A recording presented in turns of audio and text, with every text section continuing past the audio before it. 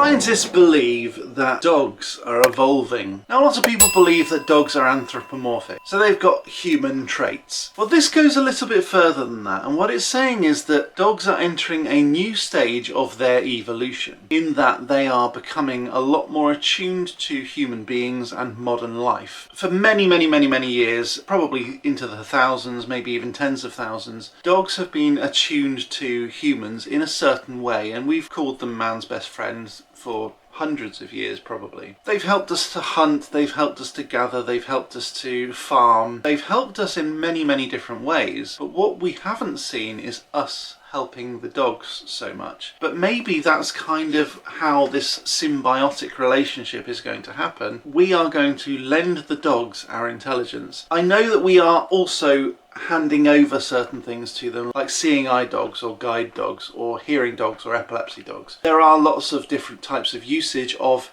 a dog, and obviously you've got sheep dogs and all of the sorts of working dogs that you would typically have, even hunting dogs and stuff like that. But that's not what I'm talking about. I'm talking about these dogs evolving to be a lot more sentient, a lot more aware. So in this video I'm going to explain how these dogs have become aware, what that then means for them, and what that means for us. So recent observations of dogs in New York, stray dogs in particular, have noticed that they use crosswalks instead of just walking straight across the road. And this may well just be a fairly logical thing, that they go, oh, okay, well there's cars coming, so I'm going to use a safe route. But the fact that they've discovered that this is a safe route and how to use them, i.e. wait for the green man to appear and then walk, and maybe follow the crowds as opposed to just doing their own thing. They're sort of offsetting the potential of being caught by having lots of humans around with the potential of being run over, and they're going, that one's the safer option, and they're sticking with the crowds, following the rules of the road and crossing where they need to. If that wasn't weird enough, they're also caught using public transport. So they use the metro system in New York, the subway, to get from one part of the city to the other. So if, for example, they sleep in one area and they eat in another area, they will literally use the underground networks and the subway system to work out where they're going, which is just kind of mad, I think. I mean, they can actually read tube maps. In fairness, I'm not really sure whether the subway is underground or overground. I think there are some elevated trains in New York. I'm not sure about underground stations.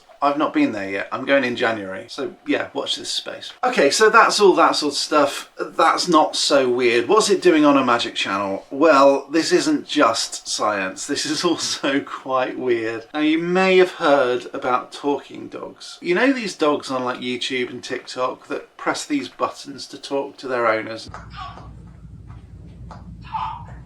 Okay. I come talk. It looks kind of cool and it looks kind of cute, and it almost looks like they understand what each of these buttons are. Surely that's heavily edited, right? No. So yeah, these buttons are genuine, and they do train the dogs to say these sorts of things. And they might say outside, they might say treat, they might say yes and no and happy and sad and things like that. But what this is doing inside the dog's brain is really interesting, especially when you combine that with Egyptian wisdom and specifically God Thoth. Okay, let's go back into ancient Egypt and the god Thoth, where he came down from the heavens and bestowed upon humankind the gift of knowledge, the gift of language, the gift of specifically the written word in the book of Thoth. But what he also did was to sort of impart to the human race a new way of thinking, which has activated their knowledge centres. And this, I think, is the key to what's happening in dogs. Now, there's a dog on TikTok called Bunny, and she's very intelligent, and clearly you can tell from the sorts of things, the conversations almost that are being had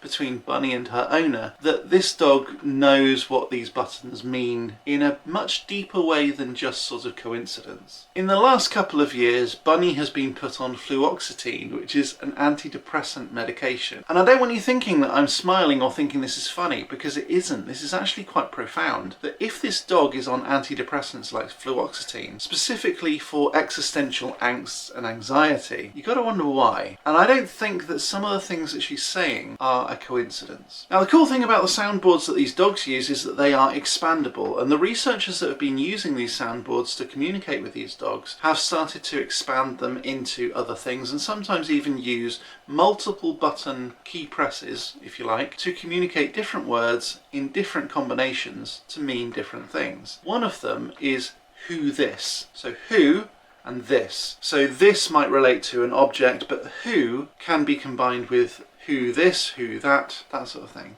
So they have buttons like this and that and there and outside and inside and happy and food and treat and sad and all of those sorts of different words, which you can kind of start to see that would make sense in a communication with a dog. So this, that, toy, you know, those sorts of words. What's really interesting though is how these dogs put these words together to mean different things. So in this case, Bunny was shown an image of herself in a mirror. Now, a mirror is a clear cognitive tool that researchers use to find out whether or not someone has self-awareness. Not only with children and babies, and as they start to get older and older and older, they start to recognise that actually, yeah, that is me, as opposed to just someone on the other side of glass. Similar sort of thing with chimpanzees, and certainly now with dogs. So they've done it with corvids, like birds and things like that, but they've also now started doing it with dogs. Generally speaking, dogs get angry and start looking into the mirror and start growling and that sort of thing. There have been more and more dogs now who recognise that that is them and not just another dog. So they don't just look into a mirror and start being aggressive like a cat might, but the dogs often will look into the mirror and sort of almost admire themselves. There's actually one video that I watched this morning about a dog going up to its owner with some wings. You'll see why in a minute. And this dog was wearing a dress. It almost kept on putting its paw on the wing and looking up at the owner, almost like, can you put these on me? Can you put these on me? And as soon as the owner did put it on them, that dog then went to the mirror and started turning around. It wasn't aggressive towards the dog, but literally just turning around like this, almost like it was modelling. It's aware of its own existence, right? So then with Bunny, when she saw the image of herself in the mirror, she used the words who and this. And then Bunny's owner said, well, that's you, Bunny, that's you. And then Bunny just went, why? And the owner said, why what? Why dog? And it was almost like this dog was aware that it was a dog and got depressed at the fact that it was trapped inside a body that couldn't fully communicate. And that's the reason, ostensibly, that's the reason for the anxiety medication. I find that really weird. I find that really interesting, but I find that really weird. And actually maybe a little bit concerning, because if it's language itself that transforms an animal from an animal into a sentient being of some sort. I mean, let's face it, humans are animals too. But I don't think you'd say a snail was the same as a human in terms of cognitive ability. But I do kind of wonder, if we taught snails to speak, would they have that same sort of consciousness? And then that starts making you think, well, there are languages that we don't understand, like even grass and plants can talk, and sometimes they can even talk audibly. It's not the sort of volume or tone that human beings can hear necessarily, but bees can. So if language is the centre of consciousness, and teaching dogs to speak in human languages, is that ethical? Are we supposed to be doing that? Should we want to do that? And would dogs want us to do that? And if they're on to antidepressants already because of the limitations of their bodies, are we under an obligation to change either their bodies or the environment to suit them? And I guess that goes into the whole trans movement, and I really don't want to get into that. But I do kind of think it's really interesting when it comes to dogs and consciousness, because if they truly are man's best friend, we need to do something to help our best friend. So fluoxetine is typically prescribed for general anxiety disorder, or GAD. It does look like that's what Bunny, the dog, has. And the question is whether that's just a coincidence or a causal link. Now, we do need to be very careful here that we're not talking about the clever Hans phenomenon. Now, clever Hans, historically, and I'm not making this up, was a mind-reading horse. And the whole idea about clever Hans was that he could interpret human language. But the secret behind clever Hans was that Hans wasn't mind reading at all. He was just really, really good at reading subtle body positioning cues. So if, for example, it was like, look at the bowl just by looking with my eyes, Hans could see my eyes moving and he would pick up on that and just go, oh, that's where the bowl is.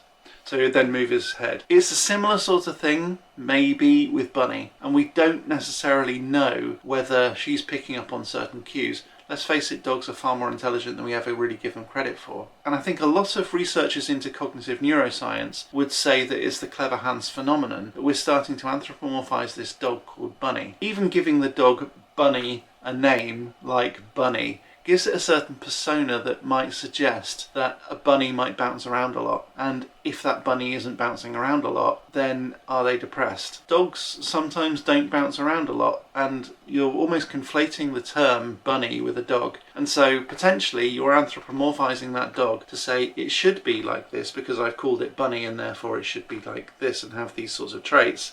But because it's not, maybe it's depressed. So I don't know. It might be that, but I do think it's something to discuss down in the comments. Please click that like button, subscribe and ding that bell, and if you want to see more of this sort of thing before anybody else, join this channel for only £1.99 per month. I'll be back next time with some more magical awesomeness, but until next time, as always... Play magical. That'll do.